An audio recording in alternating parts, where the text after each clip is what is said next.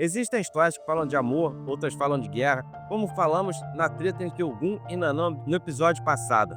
Mas algumas histórias falam de algo muito mais raro, uma amizade tão verdadeira que atravessa o tempo, uma amizade entre dois orixás que muitos imaginam de uma forma, mas cuja história real quase ninguém conhece. A história de uma guerreira e de um caçador. Fala, Macbex! Hoje eu vou te contar um encanto que quase ninguém explica direito. Porque muita gente conhece Obá apenas pelas histórias difíceis que ela viveu depois. Mas antes disso tudo, Obá foi uma mulher cercada de amigos, uma guerreira respeitada e protagonista de uma das amizades mais bonitas entre os orixás. Uma amizade com aquele que mais tarde se tornaria o grande Oxóssi. Só que naquela época, ele era ainda apenas um jovem caçador chamado Odé. E foi exatamente assim que essa história começou. Antes de muitas histórias começarem, já existia uma mulher que não nasceu para viver presa. Era a filha de Obatalá, uma guerreira que não temia batalha e que carregava no sangue a força da guerra. Seu nome era Obá, e poucos tinham coragem de cruzar o seu caminho. Obá cresceu diferente de outras mulheres. Ela não vivia entre palácios, ela vivia entre guerreiros, treinando, lutando, aprendendo a dominar espada, lança e escudo. E durante muito tempo ninguém conseguiu derrotá-la. Obá não era apenas uma princesa. Não era uma mulher de palácio, ela era uma guerreira. E entre os homens que lutavam nas batalhas, muitos já haviam provado o peso da sua espada. Mas um dia ela encontrou alguém que não temia sua força. Era ele Ogum, o Senhor do Ferro, o guerreiro que abre os caminhos onde ninguém consegue passar. A luta entre eles foi longa, dura, orgulhosa. Dois guerreiros que se recusavam a cair. Mas naquele dia, Ogum venceu. E depois da batalha, Ogum tomou Obá como sua esposa. Mas nem toda união nasce do amor, algumas nascem apenas da força. Ogum respeitava sua esposa, mas o coração de Obá não estava ali.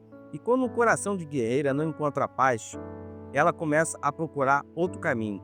Então o dia, sem anunciar, sem pedir permissão, Obá foi embora. Ela deixou para trás o ferro de Ogum e caminhou até Ilê-Ifé. E foi em Fé que ela conheceu alguém que mudaria sua história. Naquela época, ele ainda não era rei. Ele era apenas um caçador que seria o rei de Kias, Oxóssi. Mas naqueles tempos, todos o chamavam apenas de Odé. Odé descansava em silêncio, quando de repente ouviu um barulho, as folhas quebrando, passos apressados, um atropelo no meio das matas. Odé observava escondido atrás de uma árvore.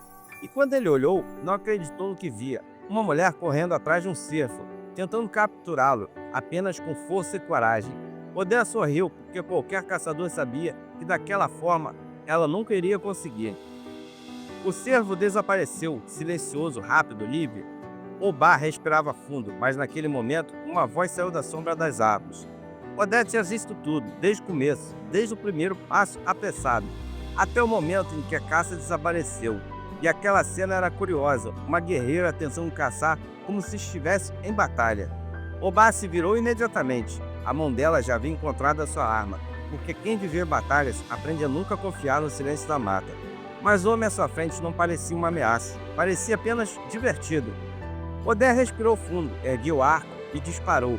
A flecha desapareceu entre as árvores, e segundos depois, o som da caça atingida ecoou na floresta. Obá não gostava de parecer fraca, muito menos diante de um estranho, mas naquele instante ela percebeu algo importante. Caçar era uma arte diferente da guerra. Então ele disse algo simples, algo que mudaria aquela história. Se quiser, eu posso te ensinar. Naquele dia, um acordo nasceu entre eles. Odé ensinaria Obá a arte da caça, o silêncio da mata, o tempo da flecha, a paciência do caçador. E Obá ensinaria Odé a espada, a lança, o escudo, a guerra de pé. Os dias se passaram e a floresta virou escola. Sob as árvores antigas, Odé ensinava Obá a ouvir o vento, e Obá ensinava Odé a lutar sem recuar. Mas entre uma lição e outra, algo inesperado aconteceu. Eles começaram a rir, a conversar, a dividir histórias, e aquela parceria se transformava em algo muito raro, confiança. Entre Odé e Obá não nasceu paixão, nasceu algo mais difícil de encontrar, a amizade verdadeira. E assim, o caçador e a guerreira começaram a viver lado a lado. Caçavam juntos, treinavam juntos, riam juntos. Na floresta de pé, eles eram vistos sempre lado a lado. Mas onde existem pessoas, sempre existem fofocas, né? E logo o povo começou a falar, lá vai ele e a esposa do caçador. Mas aquelas palavras não importavam, porque entre eles existia algo que o povo não entendia, que era a lealdade. E os anos passaram, e aquela amizade cresceu, forte, sincera, inquebrável, como se os dois tivessem sido feitos para caminhar lado a lado. Mas o destino sempre muda os caminhos, né? E um dia, um novo homem chegou àquela terra. Era Xangô. Alguns homens entram na aldeia e passam despercebidos. Outros já mudam o ar ao redor. E quando aquele homem chegou a Ifé, até o vento parecia diferente. O homem do trovão, e poucos conseguiam ignorar a sua presença. Foi quando Obá o viu entre a multidão. E naquele instante, algo dentro dela, muito silencioso, algo que nasce no fundo do peito, sem pedir permissão. Obá era uma mulher forte, acostumada a lutar, acostumada a decidir seu próprio caminho. Mas seu coração havia escolhido. Odé percebeu que amigos de verdade enxergam aquilo que ninguém mais vê.